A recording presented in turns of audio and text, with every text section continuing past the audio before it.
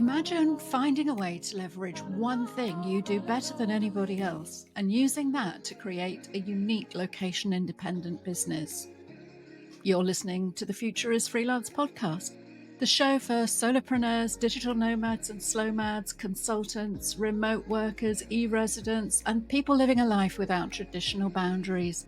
We're here for everybody who defies categorization and makes a living and a life their own way. Every Freelance Friday, we bring you expert tips, inspired insights, and stories from the frontiers of freelancing to help you achieve success with your borderless business, whatever success means to you as you live life on your own terms. We're really grateful that you're listening to The Future is Freelance and being part of the Future of Work revolution. And today we've got a great interview for you with Hannah Dixon from Digital Nomad Kit, which is the #1 virtual assistant training community. Now, Hannah is a woman after my own heart. She's helped over 30,000 people from all over the world to identify, package, and market their skills and create their own unique location-independent freelance businesses. She's stripping away the stereotypes about digital nomads and indeed about executive assistants, and she's unlocking opportunities that people never dreamed they could have. Talking to Hannah reminded me of the first solo episode from season 1 about minimum viable freelancing, because she believes that everyone has some skill to offer, some unique way to add value in the world. We just have to figure out what it is, and then that's the baseline for offering a range of VA services. Those services can be extended and developed to grow a bespoke business offering later on. And that can be based around either skill sets or an industry or something less tangible like values or a passion. So I think this conversation is going to make you optimistic about the future of freelancing. It might just make you curious to check out the services that Hannah has to offer and join her community. So please do check out the show notes for a great discounted offer on taking up that opportunity. And in the meantime, do enjoy this conversation as much as I did. So, Hannah Dixon, thank you very much for joining us on The Future is Freelance. It's great to have you with us. Thank you so much for having me. It's great to finally meet you. Yes, we've been trying to pin this one down for a while, and I think it's going to be really interesting for our listeners to learn all about what you do. But before we go into that, we'd also love to know how you got to doing what you do. Please tell us a little bit about the Hannah journey and where you're recording from as well. Sure. So I am recording from Puerto Vallarta, Mexico. I've been in Mexico for a couple of years now, on and off. Just got residency, which is scary for me as a long-term nomad, but very necessary. So to backtrack, I started my journey 15 years ago, nomading. I came from a background of a lot of violence in my home. And so I kind of, I guess, saw travel as an escape in the beginning years, if I'm honest. And that transformed into something very different over the years. So as I traveled, I found ways of working around the world, not online at first. I was doing work exchanges. I was working in farms, bars. I worked with husky dogs in Austria, which was one of the best experiences I've had in my life. And I met these amazing people around the world. And I had this, literally the world was opened up to me. And I thought about things in a very different way. And I'd met people that had opened me to different ways of thinking and different ways of being. And I felt safer in my travel bubble, in this lifestyle I'd created. And so it wasn't until I found myself in Italy about 5 years into this journey, and I was working on a construction site, and I got invited to a party in Milan because I had worked 1 year in fashion before I'd left. And I had all these fancy fashion friends in Milan. And I got invited to this party, and I showed up wearing the clothes I'd been wearing for many, many months, covered in cement and plaster, and my shoes were made of like they were literally bricks of cement. And my friend said, "What are you going to wear to the party?" And I kind of was like, "Oh, yeah, it would be nice to have money to buy some clothes." So I figured I'll go back to the UK. That's where I grew up, and I'll try and get a job and do life the way everybody tells me I should be doing life. Get a job, do things the way you're supposed to. And I did. I got a job in a bar for 2 months, and that was very quickly intercepted, I believe, by, luck, I guess. I met someone who worked online. They worked in SEO and web development, which at that time, right over my head, did not know what that meant.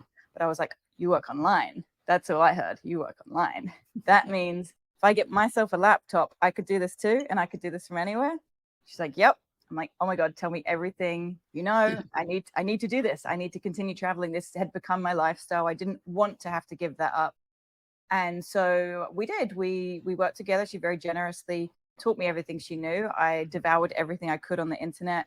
And I turned out we ended up building a business together in web design and SEO. I didn't know what that was. She was doing the work, but I was, responding to emails, responding to tweets. Twitter was big at the time.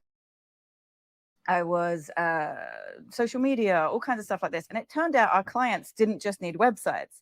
They needed all these little things that I'd been doing. So I started picking up these little jobs here and there. And it wasn't until I was on a call with a client and one of her friends, one of her clients, I don't remember who it was, someone else on the call. And she referred to me as her virtual assistant. And I was like, oh, there's a name for what I'm doing. That opened up a whole new can of worms for me. I ended up starting a community on Facebook at the time because I, came to know what a digital nomad was, all this new terminology. And I was researching like crazy, and at that time there was a very distinct demographic that stood out in the digital nomad space. It was, the young white man in Chiang Mai talking about living on $300 a month. And I was like, well, this doesn't really vibe with me. So I started this community. I'm like, I want to meet more queer people, more women, more people of color. Like, where are the other people? So I started this community. It grew really big, really quickly, which was amazing. And I found friends for a lifetime. I met my wife through this community. Wow. So many amazing connections happened. And I still run this community today. And it was about a year into my freelance journey, people started asking me, how are you earning so much money? I came to realize that I was earning $5,000 a month, which apparently wasn't very common. And sometimes up to 10 with short-term projects. So I was like, oh, okay. What do you want to know? I didn't go into this hoping to teach anybody or train anybody. Like, this was never the goal for me. I was just kind of fumbling through, but people began to ask. And so I was like, let me throw together training, I guess. Does anyone want that? They're like, yeah, sure. So I threw together this thing called the 5-day VA challenge, which I still run today. It's changed a lot over the years. And each day I put into action what I thought people would need on the day. So it was like really off the cuff. And by the end of the week, people were getting jobs. And I was like, oh, this stuff works. Maybe I'm quite good at what I do. So skip forward 10 years, I've trained 30,000 people, and we are one of the leading VA training organizations. So didn't know I'd be here, but here's where I am. And I think that the moral to that for me is really just fumbling along. And if something feels good, going with it. What an inspiring story, especially coming out of such negative circumstances, that you were traveling away from a situation and you didn't know what you were traveling towards, but now you've built this amazing community and lifestyle and helped so many people and helped their clients as well, further down the line as well, and busting that stereotype of the digital nomad of pre-COVID years, maybe. I think now it's fantastic to see so much diversity emerging in the space, and it's creating opportunities for so many more people, which is what we're all about here at The Future is Freelance. So tell us then about what it is you offer, how you can help people, and actually let's wind back a little bit. Let's start with what a virtual assistant is, because you had that bombshell on a call of, oh, this has got a name. But what were you actually doing, and what kind of tasks and roles and positions in organizations are you helping people fill with that title? Yeah, so I mean, I use the word virtual assistant as a kind of umbrella term. So if you're assisting somebody virtually, you could fall under that. So that kind of encompasses all kind of freelancers as well. I always say there's 3 buckets. There's administrative work, there's creative work, and there's technical work. And they can kind of overlap. So when I was, a virtual assistant myself, I was doing anything from, inbox management all the way to web design, and anything and everything in between. Yeah, and I feel like that's really, if you think about any type of business, if you look at, let's take, I don't know, Nike, for example, or Nike, whoever you say it, and you look at them and you think, what goes on behind the scenes, in their business? It's not just, oh, we have a shop front or we have these stores. They have social media. They have so many background processes. They have project managers. They have product managers. They have web designers. They have graphic designers. There's so many moving parts in every business, big and small, where a VA can come in and use the skills that they're very specific and unique skills often as well, to fill a role. And I think that's one of the things that I love about this career, is that you can really pinpoint on one thing that you're really good at if you want to, or you can go broader. So there's so much scope in what you can do. And like I said, if you treat it as that umbrella term, then it's endless, really. So it's figuring out what you're good at, well, what your superpower is, what gap you fill, or there's something that Yeah. other people struggle with. Maybe they find email a breeze where you can be the person who sorts out the inbox from hell that somebody else is avoiding even looking at. And that makes a lot of sense. Okay, so what is your typical trainee then? What do they come to you with, and what are they trying to achieve? I think most of the people that come through to me are looking for some level of freedom and or flexibility in their life. I think the draw to this career is really just having more control over how your days are managed, the types of people you want to work with, the types of work you want to do, and then also, of course, that digital nomad element, or just having the ability to travel when and how you want to as well. So I think that's a big draw to it. And usually, a lot of people will come to me and say, "Well, I don't really have any skills." And I always say, I will prove you wrong. We all have skills.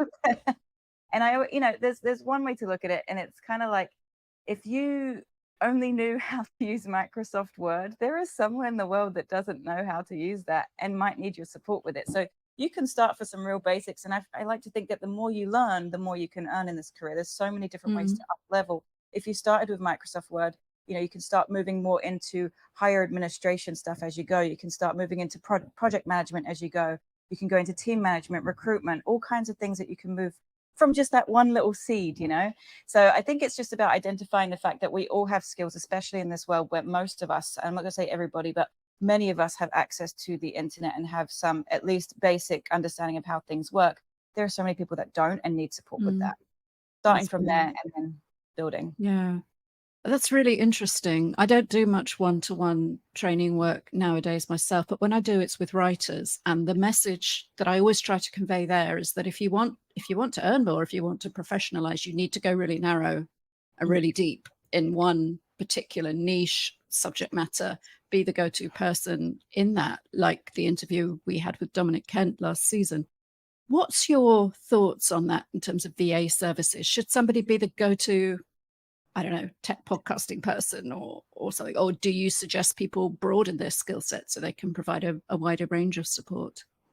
I definitely lean more on the side of going more specific. However, I do recognize that people struggle with niching a lot. And I think one of the things that I teach is you can niche in a few ways. Of course, like I always say, have a service stack, have your things that you lead with. You can have some, Right. aces in your back pocket with, a proficiency of skills that you've got that you can bring to the table once you've got the client. But what can you lead with? What is, the things that are going to bring you the biggest income, the biggest impact, the things you enjoy doing the most? It doesn't matter. You can bring the rest of it forward later. However, I recognize that, people then are thinking about the industry they want to work with as well. So I say, what type of people do you like to work with? All those kinds of questions you ask. But then let's put aside the industry here. I think you can also niche by values. And I think that's something I'm seeing happening a lot more now. So for example, I really want to work with people who uplift the LGBTQ community. Right. That broadens the industry, but is Yeah. laser targeted to your values. So you're still going to enjoy working with these people and that, what's behind that. So I think there's different ways to do it. I'm not super rigid with it, but I do think that, niching down in some fashion is definitely very, very helpful.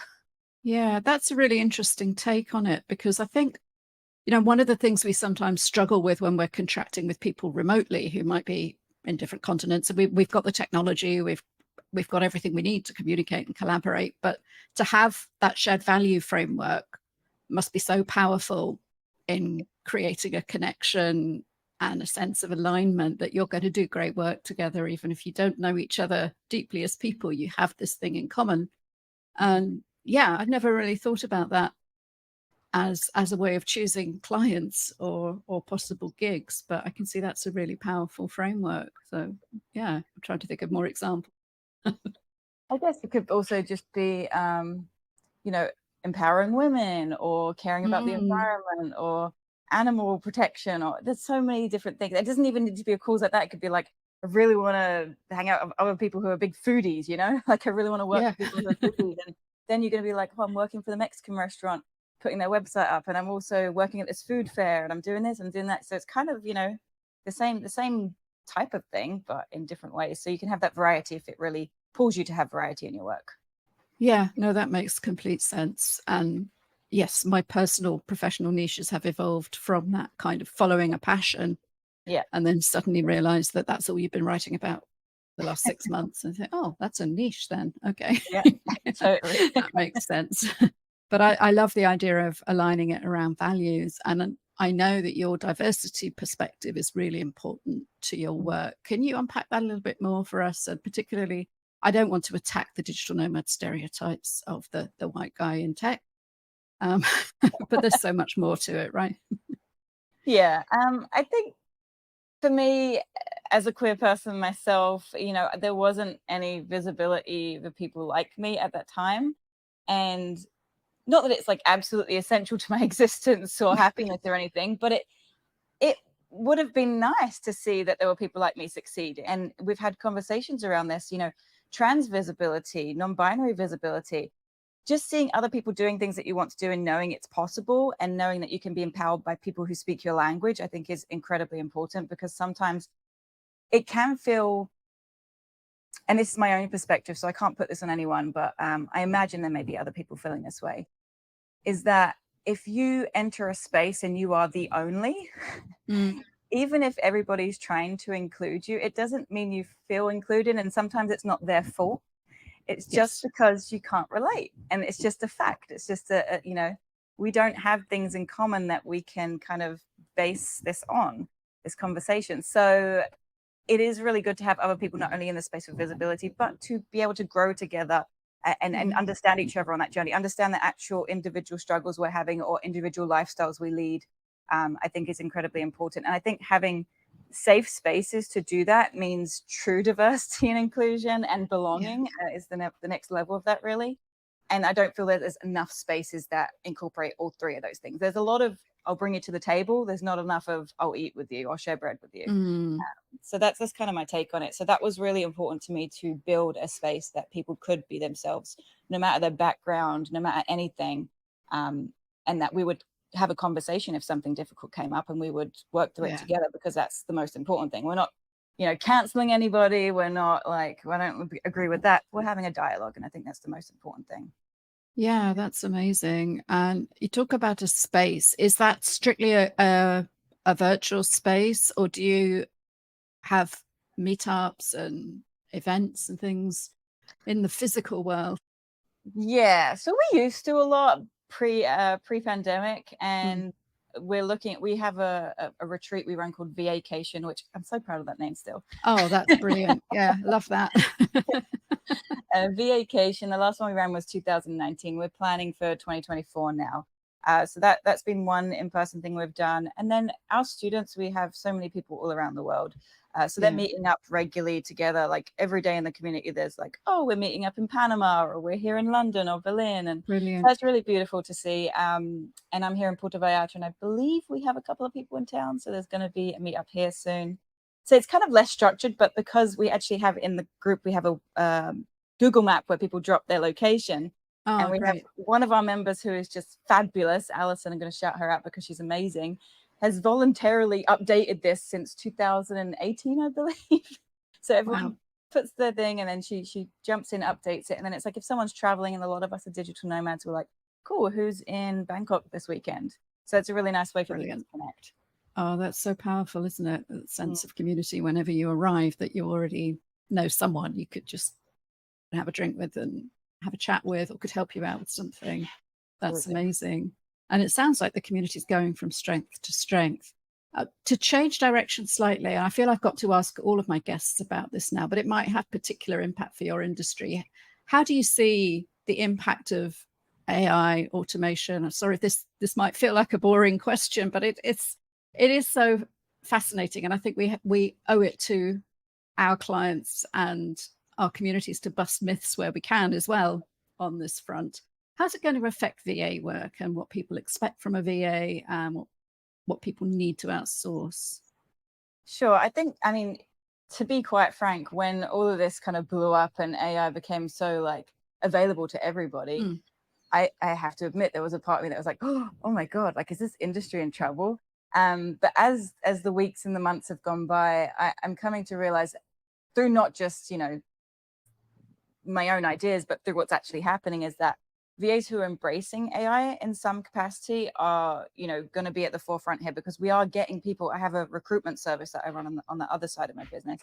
We're getting people come in and say, I need this kind of VA. Great if they understand how to use ChatGPT. And I'm like, they're actually asking for this.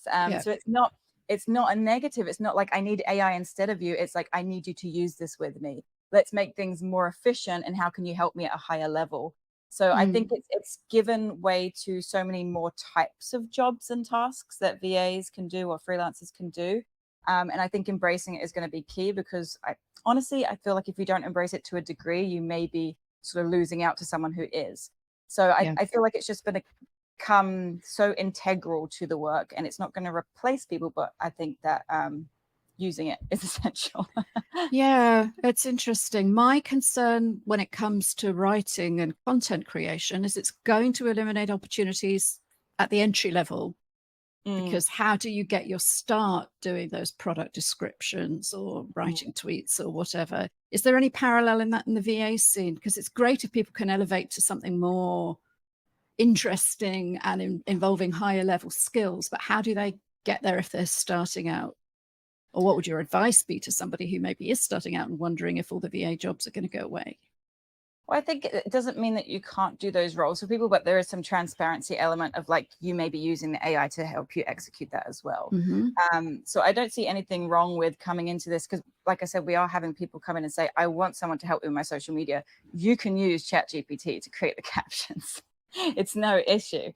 So I think there's the transparency element. So you could come into this thinking like, okay, I'm going to help them with their product descriptions, and I'm going to use AI to help me with that. But from there, maybe I can move into, I don't know, what would you do beyond product descriptions for like an e-commerce store? I guess like maybe I'm going to help you source new products, or with outreach for PR, for media opportunities. So there's so many different things you could do beyond that. And you can start putting your brain to use in different ways, knowing that this is automated. And I think that an important thing to note is that VAs typically charge by hour, Right. and then move into sort of retainer models. And I think what I'm seeing now is this shift to like more about the value you're bringing and less about the hours, because we are becoming more efficient. By default, AI is allowing us to be more efficient. So approaching it from a standpoint of like, I don't need to charge $30 an hour. I'm going to charge $300 to have this done all the time, Yes. every week, no matter what that looks like or how long that takes me. And that's so much better for both parties, surely, because they need the thing done and do it as promptly as you can, to a good enough standard that you can raise the invoice and do the next thing. Exactly. And then it gives you more time freedom as well. So it's like AI giving you that opportunity to say, great, I got all my client work done in one morning. I'm going to go enjoy the beach now and have a margarita. That sounds like a good business strategy to me, even if it's not one we'd necessarily present to the client. But yeah, I hear you 100%. So are you incorporating in the training that you offer? Are you starting to teach people how to work with AI, how to manage it, and how to build it into their offering? Yes. So we recently just ran a masterclass called the AI Advantage, about how to kind of use it to accelerate, make more efficient, and also just some sort of ethics around it, in terms of fact checking, that kind of stuff. So we have incorporated that into our training program as well. Brilliant. So that must give your VAs such an edge, because, as you say, clients are asking for it, because we're already seeing such a huge gap opening up of understanding of what it is, what it can do, what it can't do. Absolutely. I think one of the things that I've always thought was important, that the training program that I have, the Virtual Excellence Academy, it's not a set and forget. It's not like it's an evolving piece. The industry is always changing. And so when something like this happens, we're not leaving people in the dark. I think it's really important to continually upgrade in this industry. Right. So it is truly a community where you've got people's backs as they move on in their careers, rather than just while they're doing a training course with you. That's lovely. Okay, brilliant. So what's next then? And I don't mean GPT-5. In terms of where virtual assistants fits into the remote work, the business environment generally, I'd love to know what your thoughts are. If we have get a virtual crystal ball, I'm not going to come back in 10 years' time and score you. But But I love to talk to people about this who are working at the cutting edge of different disciplines in remote work and digital nomadism. Where do you think things are going? I feel like the virtual assistant space is on sort of the edge of becoming super mainstream, which is a great thing. And, you know, we're seeing virtual assistant job postings on traditional job sites like Indeed.com, Right. CVlibrary.com, like I don't even know if Monster's out there anymore, but these types of things. And so just that tells me that this isn't some like hidden thing we have to be skeptical about and like, Yeah, is this mainstream, really baby. yeah, so it's like people can confidently move forward with this career, understanding the benefits and of course the risks included that come with, you know, running anything of your own. But I feel like we're at we're at a tipping point where so many people since the pandemic, as you know, are not happy to go back into the office anymore. So if their job, we've had people come to us who have said, I left my job because they wouldn't let me stay remote. I want to build something of my own so I can have this still without having to worry about having to convince my employer.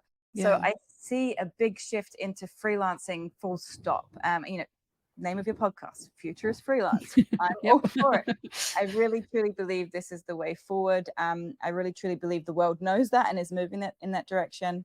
And I think one of the best parts about it is I know you spoke to my colleague at Manabu, Lumiana, recently. It's also giving people power wherever they are, Yeah. wherever they may be, wherever the Wi-Fi reaches, to have access to a global marketplace and opportunities like this. So I think it's beautiful, it's beautifully accessible in that way. And by it becoming mainstream in the developed world, I'm using the little thingies, whatever you call them, in the developed world, by that becoming mainstream there, it trickles down and it will become main place everywhere. Definitely. And yeah, the work that you're doing, Lumiana, in Albania is amazing. The opportunities it's creating there. And as you said, the Wi-Fi is penetrating more, even in Albania, even in most of the UK now, though that sometimes seems to be behind the rest of Europe. Whenever I go back to stay with anybody, it's often more problematic. But yeah, I think it's, you know, we decided to call this podcast The Future is Freelance over a year ago.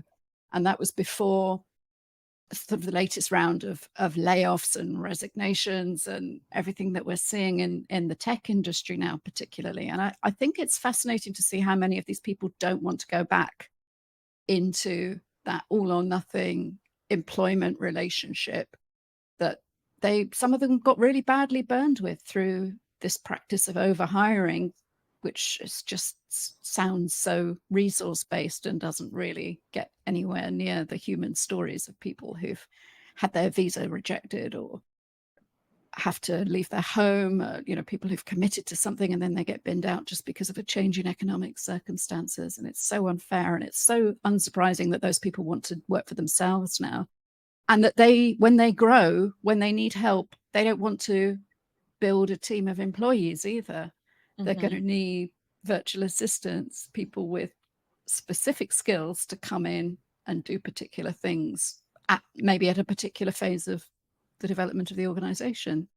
And I think that's got to be where the future lies for all the people who are training now.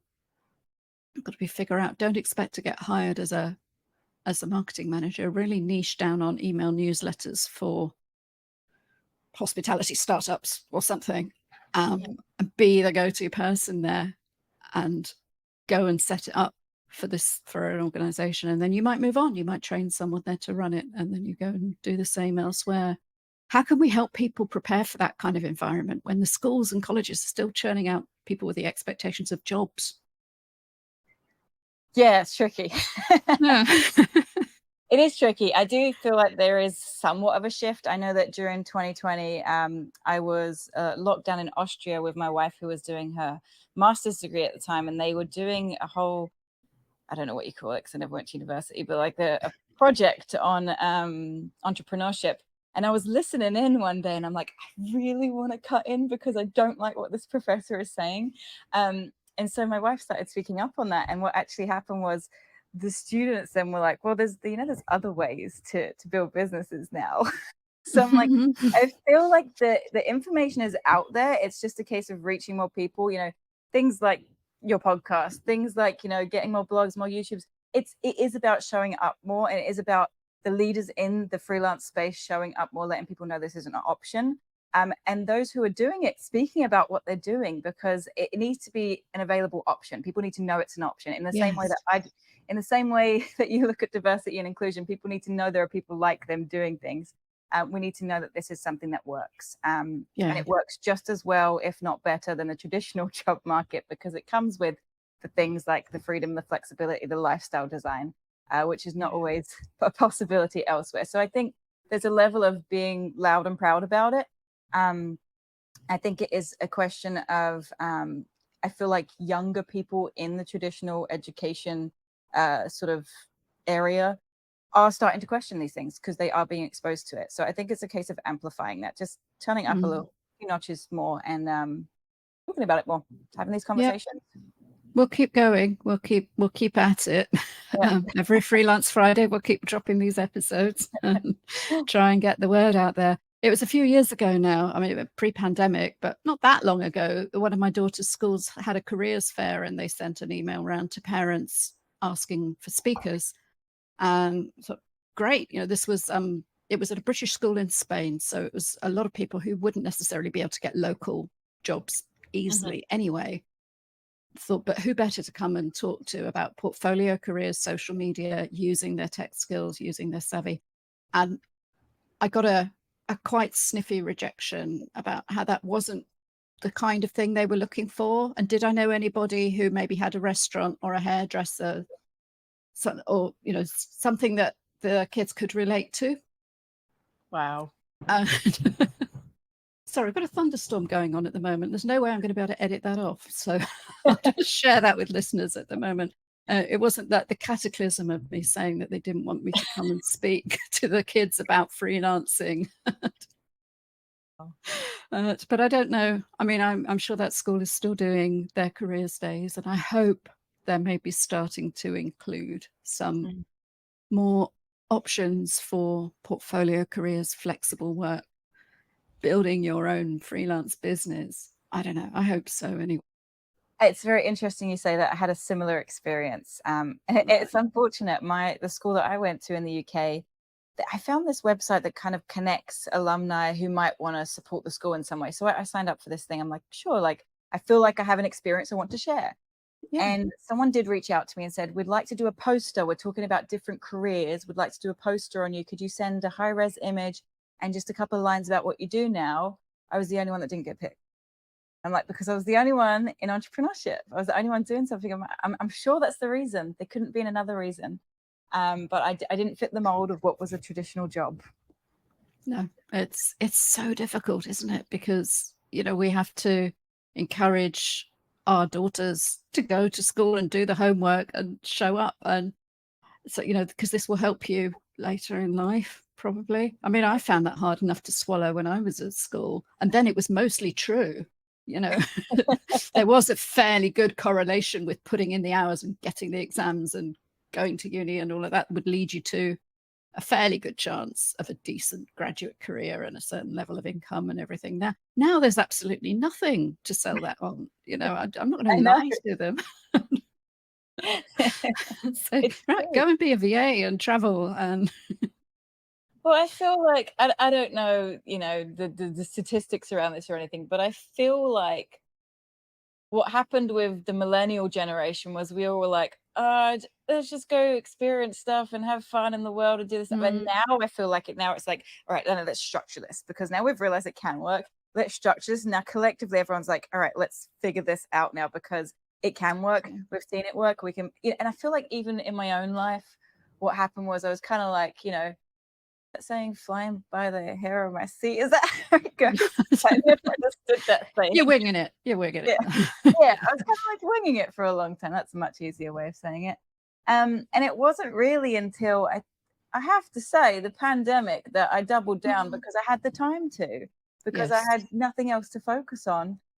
And when I did that, it was just reaffirming to me how much this works, and how much opportunity there is here in the online space to make an income that far exceeds what I would probably do if I went back to the traditional job market.